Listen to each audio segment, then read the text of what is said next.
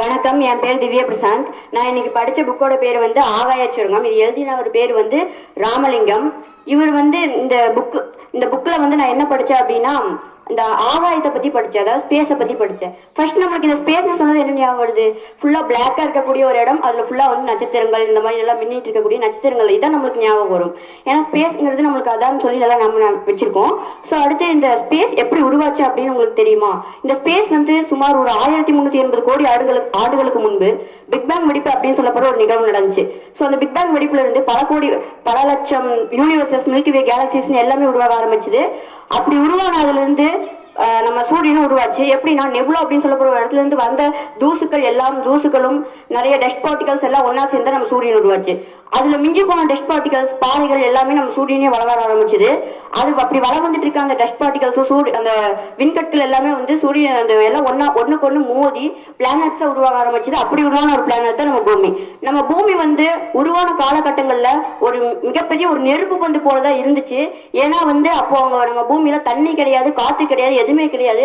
Only லேண்டும், அது மட்டும் இல்லாம அதுல இருக்கக்கூடிய அந்த பாறைகள் மெல்ட் ஆகி லாவாஸா ஓடிட்டு இருந்துச்சு. இப்ப நம்ம எங்க பார்த்தாலும் வந்து கடல் இருக்கு, தண்ணி இருக்கு. சோ அன்னைக்கு வந்து பாத்தீங்கன்னா பூமி உருவான காலகட்டங்கள்ல ஃபுல்லா லாவா தான் இருந்துச்சு. சோ அதுக்கப்புறம் பல கோடி ஆண்டுகள் கழித்து பூமி மேல ஒரு மிகப்பெரிய ஒரு பிளானட் வந்து கிட்டத்தட்ட நம்ம செவ்வாய் கிரக அளவுக்கு இருக்கக்கூடிய ஒரு பிளானட் வந்து பூமி மேல மோதிச்சு.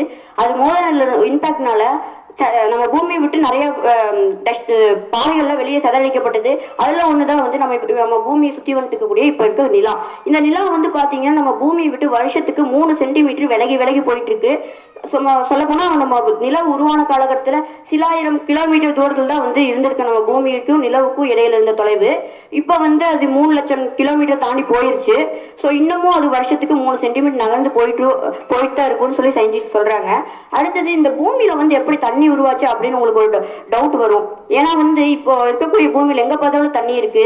இவ்வளவு தண்ணி மழை பெஞ்சிருந்துச்சு அப்படின்னாலும் எவ்வளவோ கோடி ஆண்டுகள் பெஞ்சிருக்கணும். ஸோ மழை பெய்யறதுக்கு இங்க வந்து மேகங்கள் கிடையாது, அதுக்கான ஈரப்பதம் பூமியில கிடையாது.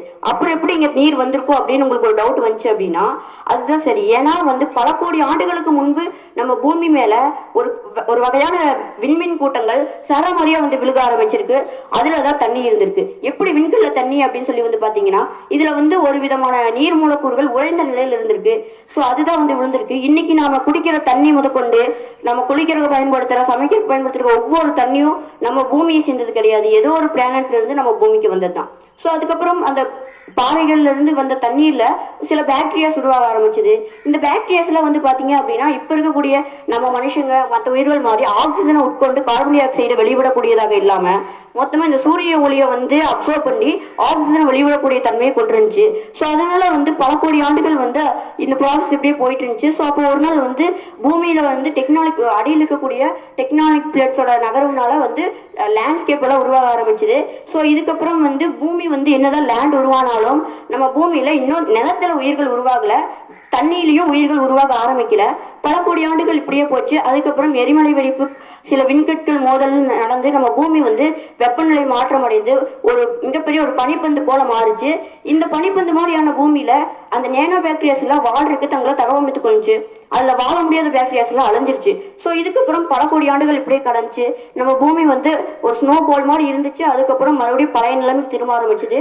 ஸோ அப்போ இருந்த அந்த பாக்டீரியாஸ் எல்லாம் அந்த சூழலுக்கு ஏற்ப தங்களை மாத்திக்கிறதுக்கு ஆரம்பிச்சது. ஸோ இந்த நிகழ்வுக்கு அப்புறம் வந்து அந்த பாக்டீரியாஸ் ஒரு சில உயிர்களா இருந்தது அப்படியே பல சில உயிர்களா மாற ஆரம்பிச்சது. தண்ணியில பூஞ்சைகள் உருவாக ஆரம்பிச்சது, செடி கொடிகள் உருவாக ஆரம்பிச்சது, பல விதமான பூச்சிகள், இந்த மாதிரி இருக்கக்கூடிய இப்போ நிறைய மீன்கள், இந்த மாதிரி நிறைய விஷயம் உருவாக ஆரம்பிச்சது.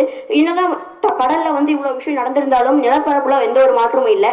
ஏன்னா சூரிய ஒளியோட அதிகப்படியான ரேடியேஷன் காரணமா நிலப்பரப்புல எந்த ஒரு உயிர்கள், அதாவது புல்லு பூண்டு செடி எதுவுமே முளைக்கல. ஸோ அதுக்கப்புறம் இந்த கடல்ல வந்து அதிக பூஞ்சிகள் இதெல்லாம் இருக்கிறதுனால எல்லாம் வந்து சூரியனை உட்கொண்டு ஆக்சிஜன் வெளிவிடக்கூடிய தன்மையை கொண்டதுனால நிறைய ஆக்சிஜன் ஒன்று சேர்ந்து இப்ப இருக்கக்கூடிய ஓசோன் லேயர் உருவாயிருக்கு. ஸோ பல கோடி ஆண்டு இந்த ப்ராசஸ் வந்து ஒரே சில நாட்கள்லயோ சில மணி நேரங்கள்ல சில வருடங்கள்ல நடக்கல, பல 100 ஆண்டுகளா கூடிதான் இந்த ஒரு நிகழ்வு நடந்திருக்கு. ஸோ அதுக்கப்புறம் ஓசோன் லேயர் ஃபுல்லா அப்புறம் பூமியை சுற்றி ஃபார்ம் ஆச்சு. ஸோ இந்த ஓசோன் லேயர் ஃபார்ம் ஆனதுக்கு அப்புறமா நம்ம நிலங்கள்ல புல்லு பூண்டு செடி மரம் கொடி எல்லாமே வளர ஆரம்பிச்சுது.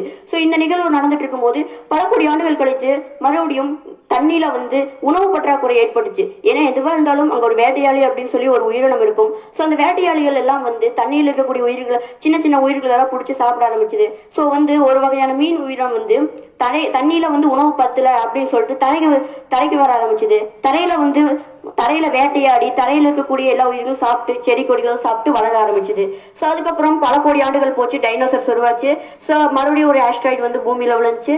ஒட்டுமொத்தமா டைனோசர்ஸ் எல்லாம் அழிஞ்சு, அதுக்கப்புறம் அந்த ஆஸ்ட்ராய்டு விழுந்ததுக்கு அப்புறம் பெரிய பெரிய உயிர்கள் எல்லாமே அழிஞ்சிடுச்சு. இந்த இயற்கையை பொறுத்த வரைக்கும் எப்பவுமே வந்து பூமியை எந்த ஒரு உயிர் அதிகமா ஆதிக்கம் செலுத்துதோ அதையும் அழிச்சிடும். ஸோ அந்த இம்பாக்ட்ல இருந்து தப்பிக்க முடியாத எல்லாமே அழிஞ்சிடும். தப்பிச்சு வாழக்கூடியதெல்லாம் அடுத்த பரிணாமத்தை நோக்கி மூவ் பண்ண ஆரம்பிக்கும். ஸோ பல கோடி ஆண்டுகளா இந்த நிகழ்வு நடந்து ஒரு பாலூட்டிகள்லாம் வந்து பரிணாம வளர்ச்சி அடைய ஆரம்பிச்சுது. ஸோ அதுக்கப்புறமா இப்ப இருக்கக்கூடிய நம்ம மனிதர்கள் உருவாக காரணமா இருந்த குரங்குகளும் உருவாச்சு. ஸோ அப்புறம் இப்ப நம்ம மனிதர்களும் உருவாயிருக்கோம். ஸோ வந்து நான் வந்து எல்லாரும் சொல்ற மாதிரி இதுலயும் ஒரு கருத்து சொல்லணும்னு ஆசைப்படுறேன். நம்ம பூமி உருவானப்போ நெருப்பு பந்து போல் இருந்துச்சு. ஸோ அதில் ஆஸ்ட்ராய்ட்ஸ் வந்து விழுந்துச்சு. ஸோ நம்மளுக்கு வரக்கூடிய பிரச்சனைகளும் இப்படித்தான். நாம தான் இந்த பூமியை நினைச்சுக்கங்க, நம்ம மேல எரிஞ்சிட்டு இருக்க நெருப்பு நம்ம ஃபேமிலி பேக்ரவுண்ட்லயோ இல்ல வேற ஏதாவது விஷயங்கள்ல நம்மளுக்கு பர்சனல் இருக்கக்கூடிய அந்த ப்ராப்ளம்ஸ் வந்து விழக்கூடிய ஆஸ்ட்ராய்ட்ஸ் நீங்க வெளியே போய் இந்த சூழல்கள்ல சந்திக்கக்கூடிய பிரச்சனைகள். ஸோ இதெல்லாத்தையும் ஃபேஸ் பண்ணி என்னதான் வந்து அவ்வளவு ஆஸ்ட்ராய்ட்ஸ் விழுந்து அவ்வளவு நெருப்பு மாதிரி கொதிச்சுட்டு இருந்தாலும் பூமி அழியல, உடஞ்சு போகல. இன்னைக்கு வரைக்கும் 480 கோடி ஆண்டுகளை தாண்டியும் நினைச்சு நின்றுட்டு இருக்கு. ஸோ இந்த மாதிரிதான் நாமளும் நம்மளுக்கு வரக்கூடிய பிரச்சனைகள் எல்லாத்தையும் ஃபேஸ் பண்ணி நம்ம என்ன ஒரு முடிவு எடுத்தாலும் அதுல வந்து ஏதாவது சின்ன தடங்கள் வந்தாலும் அதை விட்டுட்டு போகாம அதுல உடஞ்சு போகாம கடைசி வரைக்கும் நம்ம எடுத்து அந்த ஒரு முடிவை சக்சஸ் பண்ணணும் அப்படிங்கிற ஒரு மோட்டிவ்ல இருப்போம். ஸோ எல்லாருக்கும் தேங்க்யூ.